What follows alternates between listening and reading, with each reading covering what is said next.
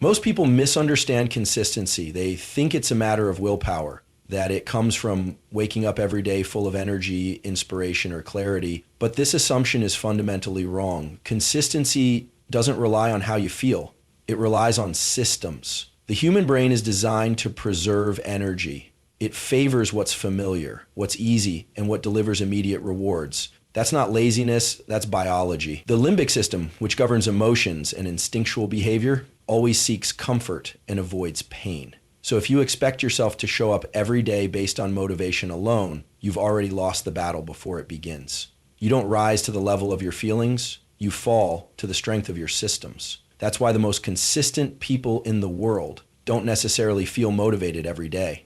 They've simply created protocols that automate their behavior. They've removed choice from the equation. They understand that the brain, when left to its default settings, will prioritize short-term pleasure over long-term purpose. So they design environments and daily structures that bypass decision-making and make action the path of least resistance. Let's take a real-world example. Think of brushing your teeth. You don't need to be inspired to do it. You don't wait until you feel like it. Why? Because it's embedded into a system, a routine. It's anchored by habit, reinforced by repetition, and guided by cues. Your brain knows what to do, when to do it, and doesn't expect a reward each time you complete it. That's the same logic you need to apply to the habits that matter most. Whether it's training, learning, writing, building a business, or showing up for your goals, to install a system, you have to remove variable. What time will you act? What place will you do it? What tools will you need? These questions should be answered clearly. The vaguer your plan, the easier it is for your brain to find a way out. Ambiguity breeds inconsistency. But when your behavior is tied to a protocol, not a preference, then even on days when you're tired, distracted, or emotionally low,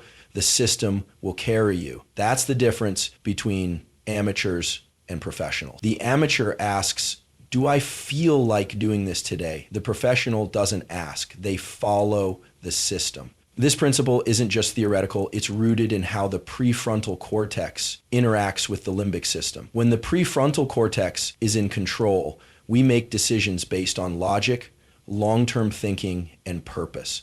When the limbic system takes over, we make choices based on impulse and short-term relief. Systems shift control from emotion to structure. They empower the prefrontal cortex to lead. That means you don't just act when it's convenient. You act because it's in the plan. Think of consistency like a thermostat. When the temperature drops, the heating system kicks in, not because it feels like it, but because it's programmed to respond to a specific signal. You need to program yourself the same way. Decide the behaviors that matter most to your identity and goals. Build rituals around them. Eliminate unnecessary options. Reduce friction. Create rules that guide action automatically. Over time, these systems become stronger than emotion, stronger than resistance, and stronger than doubt. The reason most people fail isn't because they don't try. It's because they try randomly. They rely on bursts of effort instead of engineered consistency. But the truth is, success is found in what you do daily, not occasionally, and what you do daily is a direct reflection of the systems you've designed or failed to design. If your days are disorganized, your results will be chaotic. But if your days are guided by clear structure, your actions will begin to align effortlessly with your goals. You don't need to feel good to follow a system. You just need to follow the system long enough for it to become automatic. Every action you take is not just something you do, it's something you become. This is not poetic language, it's biological fact. Your brain is constantly rewiring itself based on your repeated behaviors, thoughts, and experiences. This process is called neuroplasticity. It means that the architecture of your brain changes in response to what you do most frequently. When you understand this, you begin to realize that consistency is not about perfection, it's about repetition. And every time you repeat a behavior, even if it's small, you're literally engraving that behavior into the neural circuitry of your brain. Neuroplasticity doesn't happen overnight, and it doesn't care if you're tired, unmotivated, or uncertain. It simply responds to what you do repeatedly. If you procrastinate every day, the neural circuits responsible for delay and avoidance get stronger. If you take disciplined action daily, even when it's uncomfortable, the neural pathways associated with focus, grit, and execution become more dominant. Your brain adapts to whatever you demand of it. But here's the key. It can't distinguish between what's good for you and what's harmful. It only knows what you repeat. So the more consistent your behavior, the more automatic that behavior becomes over time. Imagine walking through a field of tall grass. The first time you walk through, it's difficult. You have to push branches aside, carve out a rough path. But if you walk that same path every single day, eventually it becomes a trail.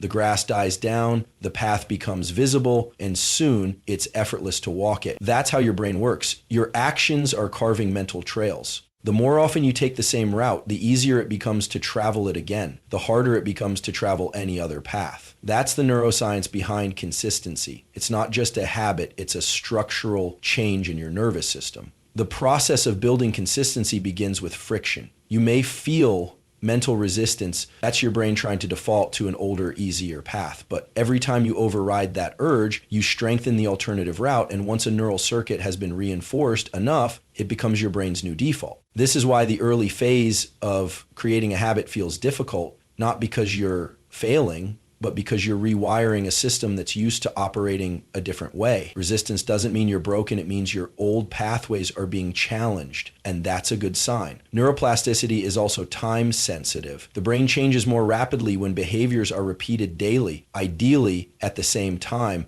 and under similar conditions. This is how you speed up the installation of new circuits.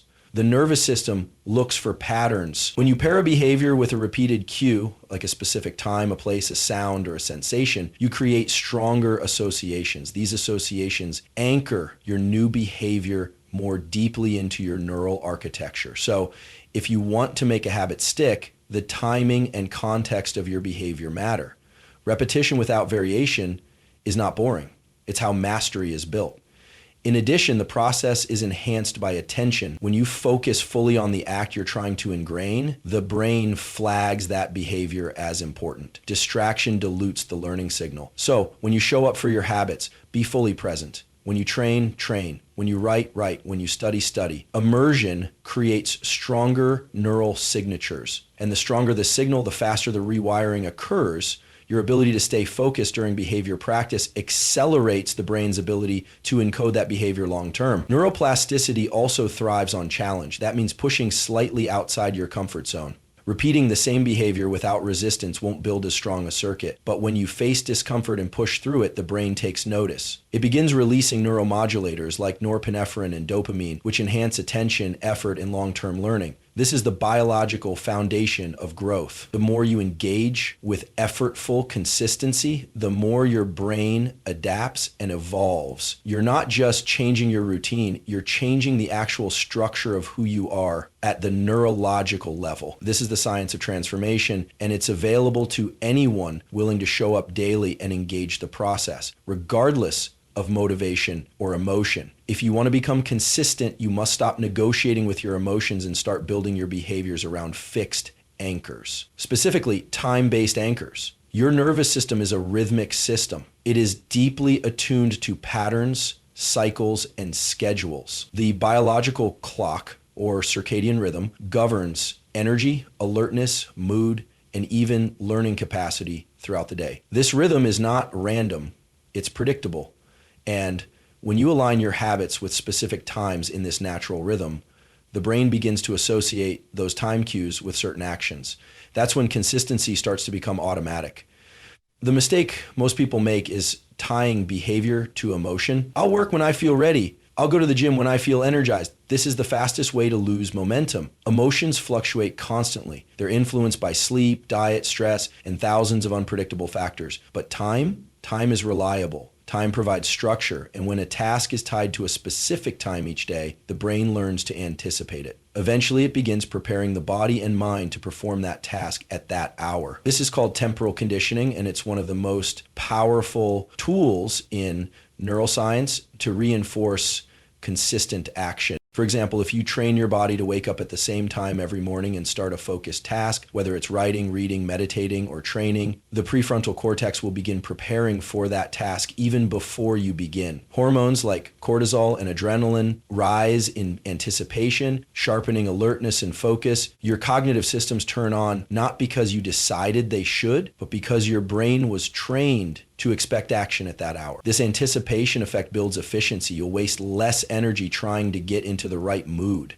because your system is already primed by time-based expectation. Behavior becomes easier when it becomes rhythmic. Think about elite performers, athletes, or military operators. They operate on schedules, not because they lack creativity or flexibility, but because their brain and body function best when energy is focused at regular intervals. Every time you anchor a key behavior to a specific time, you reduce the cognitive load required to execute it. You no longer need to ask, should I do this now? The answer is built into the system, yes, because it's time. Another important point is decision fatigue. The brain has a limited capacity for decision making each day. The more choices you make, the more energy you drain. When you attach behavior to time, you remove decisions. You don't have to wonder when you'll journal or when you'll work out or when you'll study. The clock tells you. And because your nervous system thrives on regularity, these repetitive cues reinforce the neural pathways required for those actions. Let's say you choose 7:00 IMM every morning to stretch or train. In the first few days, you might feel resistance.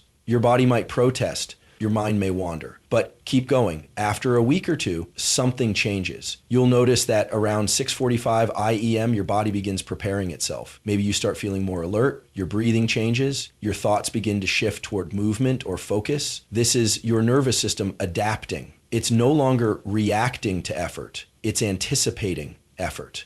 The time has become a cue. The behavior has become embedded. This is what anchors do. They make consistency inevitable. You can apply this same principle to any habit you want to develop. Reading, deep work, learning a language, practicing mindfulness.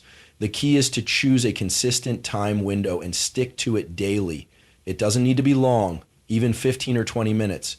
What matters is that it happens at the same time. Irregularity sends a clear signal to your brain. This is important. This is part of who I am. And this happens no matter how I feel. And over time, the emotional resistance begins to fade.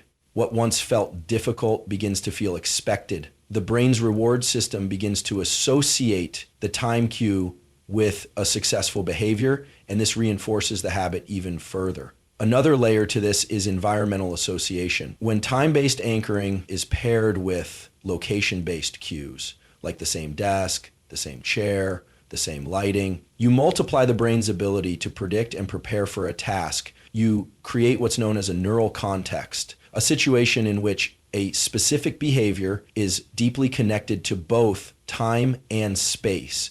When the brain recognizes both, it becomes much easier to initiate and sustain the behavior. The less novelty the brain must process, the more it can focus its energy on execution rather than resistance. This is why the most effective routines are not based on motivation, but on ritual. They are behaviors that happen in predictable sequences, in predictable places, at predictable times. Over time, the nervous system adapts to these inputs and begins to prefer them. You start to crave the structure. You feel out of sync when you miss it. That's the power of anchoring consistency to time. It removes choice, minimizes resistance, and turns disciplined action into a biological expectation. The key to long-term consistency doesn't lie in willpower or grit alone. It lies in understanding how the brain's reward system works. Specifically, how dopamine shapes behavior. Dopamine is often misunderstood. Most people think it's released only when you achieve a goal, experience pleasure, or gain a reward. In reality, dopamine is released in anticipation of a reward, not just after achieving it. This is important because it means you can train your brain to release dopamine not only when you succeed, but when you simply show up and engage the process. When you learn to celebrate the effort itself, you build a brain that values consistency for its own sake. Every time you praise yourself for pushing through resistance, for beginning a task, or for staying with a habit, regardless of outcome, you activate the dopaminergic circuits that reinforce behavior. This process, called self-directed dopamine release, is not dependent on external validation. You don't need applause, you don't need likes, and you don't need a trophy.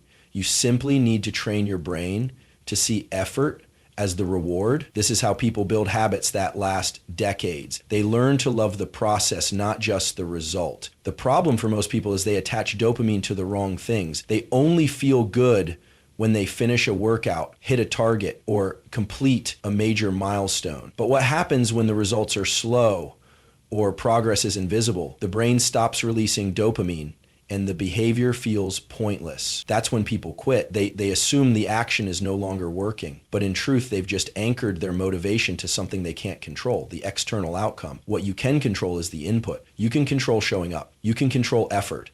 And when you shift your reward system to recognize the value of that effort, your brain begins to reinforce the behavior regardless of the outcome. This isn't just psychological, it's physiological. The act of focusing, exerting effort, and overcoming resistance increases dopamine levels if your internal narrative rewards those actions. That's a crucial detail. Dopamine isn't released automatically.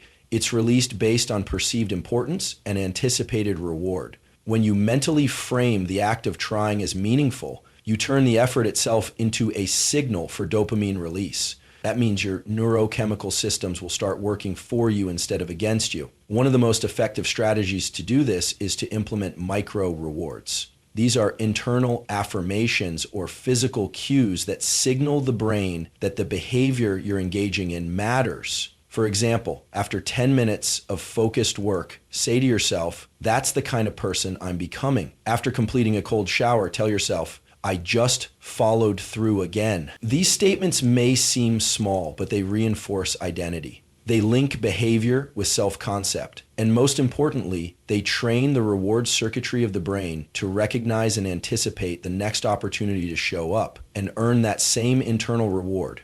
Your nervous system adapts to what it consistently experiences. If you train it to chase only the finish line, you'll struggle with inconsistency. But if you train it to appreciate the steps between, every repetition becomes meaningful. Every rep, every sentence, every session, every challenge becomes part of a loop that encourages more action. This is how elite performers stay consistent during long periods of invisible progress. They are not fueled solely by results. They are fueled by the knowledge that each act of effort is strengthening their identity, increasing their resilience, and triggering the neurochemical signals that keep them moving forward. It's also important to understand the relationship between dopamine and variability. The brain responds more strongly to unpredictable, variable rewards. That's why habits that include a sense of discovery or novelty, even in small doses, tend to stick better. You can add this layer by setting new challenges, varying the routine slightly, or focusing on different metrics of progress. The goal is not to chase constant excitement, but to give the brain enough variance to stay engaged while keeping the core habit intact.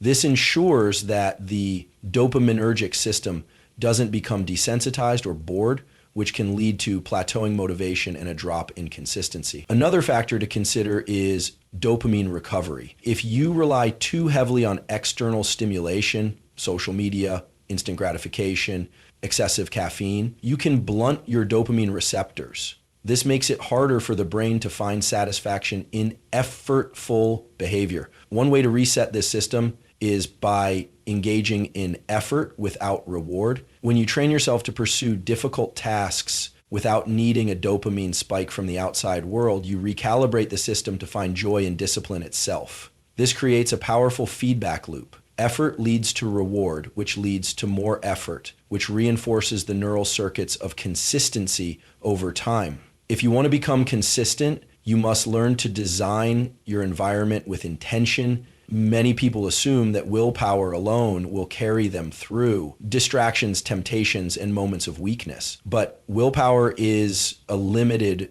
resource. It gets depleted throughout the day. The real secret behind sustainable consistency is this: structure your environment so that the desired behavior becomes the path of least resistance.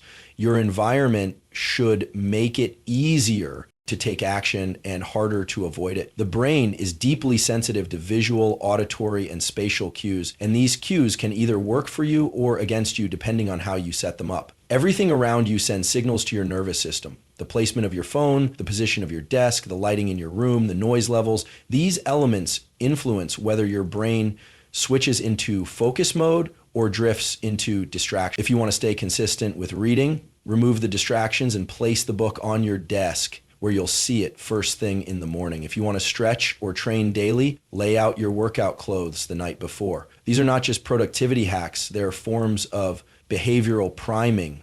When your brain sees these cues consistently, it starts linking them to the action they represent, which lowers the activation energy required to follow through. This concept is backed by a neurological mechanism known as cue-dependent behavior. Your brain builds associations between external stimuli and specific responses. That's why certain smells or songs can trigger vivid memories. That same principle applies to daily habits. If your workspace is always clean, minimal, and reserved for one specific task, such as writing, your brain will start associating that physical space with deep work. If your phone is always in reach, buzzing with notifications, your brain will associate that environment with constant switching, distraction, and fractured attention. To become consistent, you must curate an environment that aligns with the behaviors you want to reinforce. The key is to eliminate friction for good behaviors and increase friction for bad ones. Friction, in this case, refers to any obstacle, mental or physical, that slows down action. For example, if you want to journal each morning, keep your notebook and pen on top of your pillow or on your desk before bed. That way the act of journaling becomes easier to initiate. On the other hand, if you want to spend less time scrolling your phone at night, place your charger in another room. Suddenly, using your phone becomes more effort than it's worth. These micro adjustments in your surroundings have macro effects on your consistency. The more decisions you leave up to the moment, the harder it is to stay consistent. Decision fatigue wears down your ability to make optimal choices as the day progresses. But when your environment is already optimized for action, you don't need to debate or deliberate. You just execute. For example, if you plan to train after work, pack your gym bag and leave it by the door. This removes the mental resistance of searching for gear or deciding what to wear. The environment supports the behavior, and behavior becomes automatic through repetition in that context. Lighting, temperature, and sound also influence the consistency of focus. Bright, natural light helps stimulate alertness by regulating circadian rhythms and increasing dopamine and cortisol at appropriate times. Cooler temperatures and minimal background noise can help increase cognitive performance during tasks that require sustained concentration. The more you align these environmental factors with the behaviors you want to strengthen, the more likely your nervous system will interpret your surroundings as a signal to act rather than a reason to procrastinate. It's also important to consider social and digital environments. Who you surround yourself with, both in person and online, shapes your expectations and identity. If your peer group values discipline, structure, and growth, you're more likely to adopt those behaviors simply by proximity. Conversely, if your digital environment is full of distractions, shallow rewards, or negative reinforcement, it will erode your ability to remain consistent. Curate your inputs. Follow people who inspire you to act, not just consume. Join communities where consistent behavior is normal, even celebrated. This raises the baseline of what feels acceptable in your daily life. By controlling your environment, you reduce the cognitive load required to stay consistent. You give your brain fewer reasons to hesitate and more reasons to engage. You shift the question from, can I do this today, to why wouldn't I do this today? Because everything around you is priming you for action. The more deliberate your environment becomes, the less you rely on motivation, and the more your actions become a natural extension of the space you've created. Your surroundings stop being neutral. They become a silent coach that nudges you toward who you want to become every single day. The process of becoming consistent does not begin with grand gestures or massive changes. It begins with small, repeatable actions that your brain and nervous system can handle without triggering resistance. When you try to force a big transformation all at once, your system interprets it as a threat. That's why most ambitious plans collapse within a week. The prefrontal cortex, the area of the brain responsible for planning, decision-making, and impulse control, can be quickly overwhelmed when overloaded with too many new tasks. But when you start small, you activate just enough challenge to trigger growth without causing the brain to retreat into avoidance. The nervous system is designed to respond to incremental progress. That's how neuroplasticity works. Repetition of manageable behavior strengthens specific neural circuits, and over time, these circuits become more efficient, faster, and automatic. You don't need to start by running 5 miles a day or writing an entire chapter. You can begin with 5 minutes of movement, 1 paragraph, or 10 deep breaths. What matters is not the scale of the action, but the frequency. Daily repetition lays the groundwork for identity-based change. Because when you perform a behavior consistently, no matter how small, you begin to see yourself as the type of person who does that thing. This is called identity reinforcement through action. Every time you complete a small habit, your brain logs it as evidence. I meditated today becomes I'm someone who meditates. I train today becomes I'm someone who trains, even if it's short. These subtle shifts in self-perception are powerful because they reduce internal resistance over time. You're not trying to become something you're not. You're reinforcing what you already do. This process only works if the behavior is simple enough to complete daily, no matter what else is happening in your life.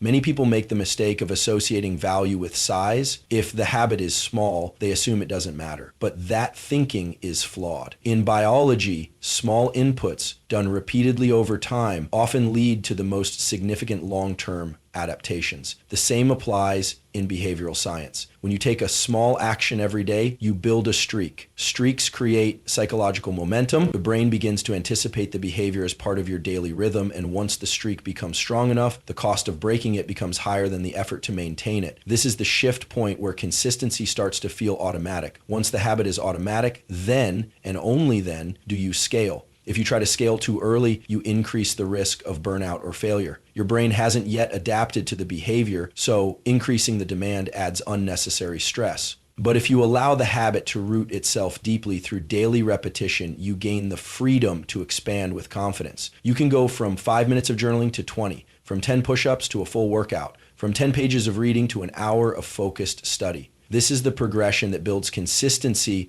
without collapse. It's the rhythm of long-term growth. There is also a neurochemical benefit to starting small and succeeding consistently.